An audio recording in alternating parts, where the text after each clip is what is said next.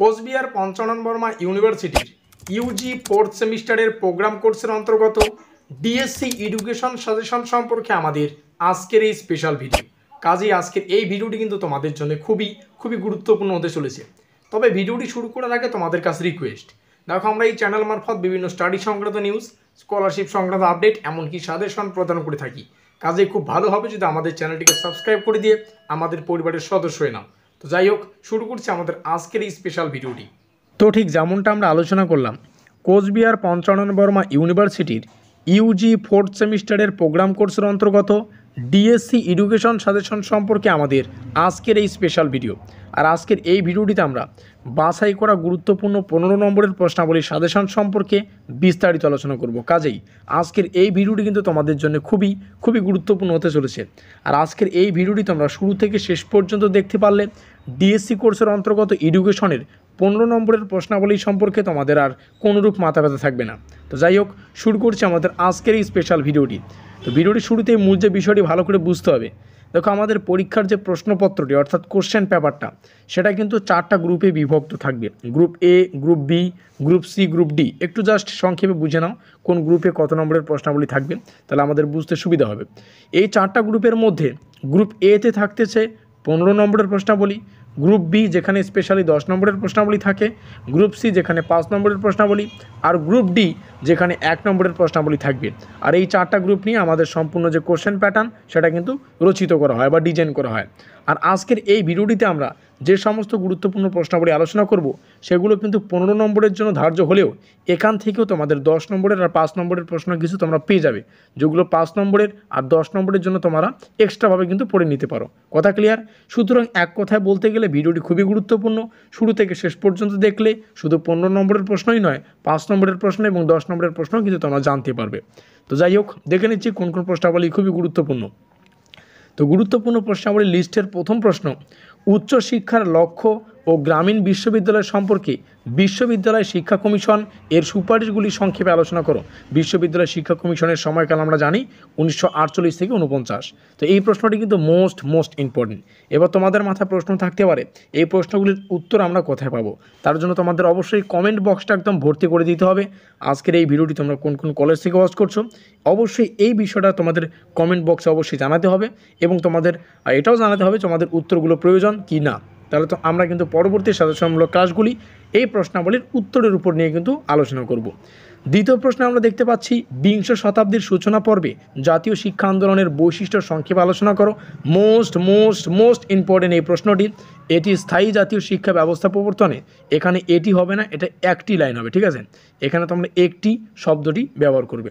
তো একটি স্থায়ী শিক্ষা ব্যবস্থা প্রবর্তনে এই শিক্ষা আন্দোলন ব্যর্থ হয় কেন? মোস্ট ইম্পর্টেন্ট এই প্রশ্নটিও। পরবর্তীতে আমরা দেখতে পাচ্ছি পরের যে প্রশ্নটি রয়েছে, পরের প্রশ্নটিতে জানতে চেয়েছে, জাস্ট ওয়েট, তো পরের প্রশ্নটিতে জানতে চাইছে ভারতের শিক্ষার বিভিন্ন স্তরের সংস্কার সম্বন্ধে লর্ড কার্জনের প্রভাবিত শিক্ষানীতির বিবরণ দাও। ভারতীয় শিক্ষায় এর কীরূপ প্রভাব পড়েছিল? এই প্রশ্নটিও মোস্ট ইম্পর্টেন্ট। তোমাদের বললাম না, এখান থেকে 10 নম্বরের আর 5 নম্বরের প্রশ্নগুলিও পাবে। এই যে 3 নম্বর প্রশ্নটা, এই 3 নম্বর প্রশ্নটির যে প্রথম অংশ, যেখানে বলছে ভারতের শিক্ষার বিভিন্ন স্তরের সংস্কার সম্বন্ধে লর্ড কার্জনের প্রভাবিত শিক্ষানীতির বিবরণ দাও, এই প্রশ্নটা তোমাদের কিন্তু 10 নম্বরের জন্য ইম্পর্টেন্ট, ঠিক আছে? 10 নম্বরের জন্য, অর্থাৎ এক কথায় বলতে গেলে প্রশ্নগুলো, এই প্রশ্নটা রেডি করো, তাহলে 10 নম্বরের আসলেও কিন্তু উত্তরটা তোমরা অনায়াসে লিখে দিতে পারবে। এই হচ্ছে মোদ্দা কথা। পরবর্তী আমরা 4 নম্বরে দেখতে পাচ্ছি, 4 নম্বর প্রশ্নটিও মোস্ট ইম্পর্টেন্ট। এখানে জানতে চেয়েছে রাধাকৃষ্ণন কমিটির সুপারিশ অনুযায়ী, বা রাধাকৃষ্ণন কমিশন, এটা কমিশন হবে, ঠিক আছে? কমিশনই লেখা রয়েছে। তো বলছে রাধাকৃষ্ণন কমিটির সুপারিশ অনুযায়ী উচ্চশিক্ষার লক্ষ্যগুলি কি কি? এই প্রসঙ্গে গ্রামীণ বিশ্ববিদ্যালয়ের একটি ধারণা ব্যক্ত করো। এখানে থাকা প্রশ্নটির প্রথম অংশ, এই প্রথম অংশটা আবার 10 নম্বরের জন্য গুরুত্বপূর্ণ। সেই হিসাবে প্রশ্নটি রেডি করলে 10 নম্বরের প্রশ্ন আসলে উত্তরটা তোমরা অনায়াসে লিখতে পারবে। নেক্সট প্রশ্ন আমরা দেখতে পাচ্ছি, নবজাগরণ বলতে কি বোঝো? স্টার সংখ্যা দেখলে তোমরা কিন্তু পাগল হয়ে যাবে, প্রশ্নটি এতটাই গুরুত্বপূর্ণ। বাংলায় নবজাগরণে রাজা রামমোহন রায়ের অবদান সম্পর্কে আলোচনা করো। আমি জাস্ট এখানে একজন ব্যক্তির উপস্থাপন করছি নাম, সেটা রাজা রামমোহন রায়। সেখানে কিন্তু বিভিন্ন ব্যক্তি জানতে পারে। তো অ্যাকচুয়ালি মোদ্দা কথা হচ্ছে, বাংলার নবজাগরণে বিভিন্ন ব্যক্তির যে অবদানগুলি সেগুলো একটু তোমাদের কনসেপ্ট ক্লিয়ার করতে হবে। পরবর্তী প্রশ্ন, স্যাটলার কমিশনের রিপোর্টে উল্লিখিত বিভিন্ন সুপারিশগুলি ও বৈশিষ্ট্যগুলি সম্পর্কে আলোচনা করো বা বিস্তারিত আলোচনা করো। 7 নম্বরে, ওয়ার্ধা শিক্ষা পরিকল্পনা সম্বন্ধে বর্ণনা করো, এই শিক্ষা ব্যবস্থার সীমাবদ্ধতা আলোচনা করো।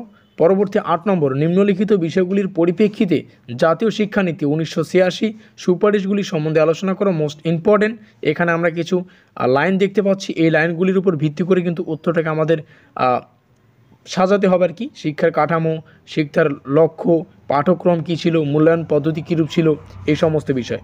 9 নম্বরের জন্য মোস্ট ইম্পর্টেন্ট, 9 নম্বর মানে লিস্টের 9 নম্বরে রয়েছে প্রশ্নটি, ভারতবর্ষের শিক্ষার বিস্তারের ক্ষেত্রে লর্ড কার্জনের শিক্ষানীতির অবদান সম্পর্কে আলোচনা করো। এই শিক্ষানীতির বিরুদ্ধে জাতীয় প্রতিক্রিয়া কী ছিল? মুদালিয়ার কমিশনের মাধ্যমিক শিক্ষা প্রস্তাবিত বিভিন্ন সুপারিশগুলি বিশ্লেষণ করো। এই সুপারিশগুলি প্রয়োজনের ক্ষেত্রে বা প্রয়োগের ক্ষেত্রে সমস্যাগুলি কী ছিল? এবং লাস্ট 3-4টা প্রশ্ন রয়েছে, আমরা দেখতে পাচ্ছি 14খানার টোটাল প্রশ্ন রয়েছে, তার মধ্যে আমরা 10 নম্বরটা আলোচনা করলাম।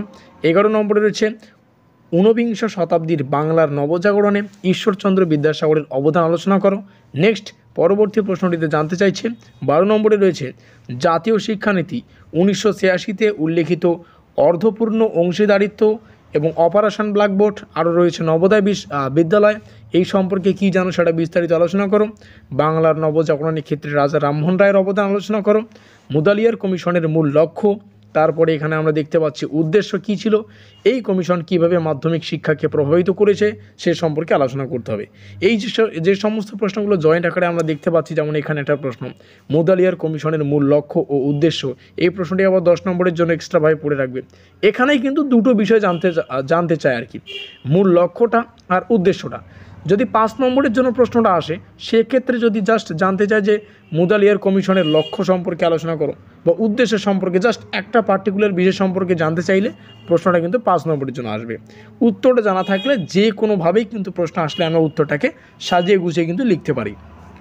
তো ভিডিওটি শেষে মূল যে বিষয়টি ভালো করে বুঝতে হবে, যারা এতক্ষণ ভিডিওটি দেখছো তোমরা এই বিষয়টা জেনে নাও। দেখো, যদি কলেজে যদি অ্যাসাইনমেন্ট হয়, তো অ্যাসাইনমেন্ট হোক কিংবা ইন্টারনাল এক্সাম হোক, যদি সেটা মনে করো প্রজেক্টের উপর ভিত্তি করে হয়, তবুও কিন্তু এখান থেকে কোনো প্রশ্ন তোমাদের পার্টিকুলার উত্তর লিখে আনার জন্য বলবে। আর নতুবা যদি কলেজে গিয়ে পরীক্ষা দিতে হচ্ছে, তাহলে এখান থেকেই কিন্তু তোমাদের পরীক্ষা থাকবে। কথা ক্লিয়ার? অর্থাৎ পরীক্ষার জন্য প্রস্তুতি হচ্ছে, সেটা ইন্টারনাল এক্সাম বলো, লিখিত পরীক্ষা বলো, প্রত্যেকটা পরীক্ষার জন্য কিন্তু মোস্ট ইম্পর্টেন্ট। তো ভিডিওটির শেষে মূল যে বিষয়টি ভালো করে বুঝতে হবে, দেখো কমেন্ট বক্সটি সকলের জন্য খোলা, তো তোমরা কমেন্টে এটা জানাতে ভুলো না আজকের এই ভিডিওটি তোমরা কোন কোন কলেজ থেকে ওয়াচ করছো। ডেসক্রিপশন বক্স, যেখানে প্রিভিয়াস ক্লাসগুলির লিঙ্ক থাকবে, তোমরা সেখান থেকে দেখে নিও। ভিডিওটি ভালো লাগলে অবশ্যই লাইক করে দিও, বন্ধুদের কাছে শেয়ার করে দিও। আর এখনও পর্যন্ত আমাদের পরিবারের সদস্য না থাকলে চ্যানেলটিকে অবশ্যই সাবস্ক্রাইব করে দিয়ে আমাদের পরিবারের সদস্য নিও। তো আমাদের আজকের এই স্পেশাল ভিডিওটি এই পর্যন্তই।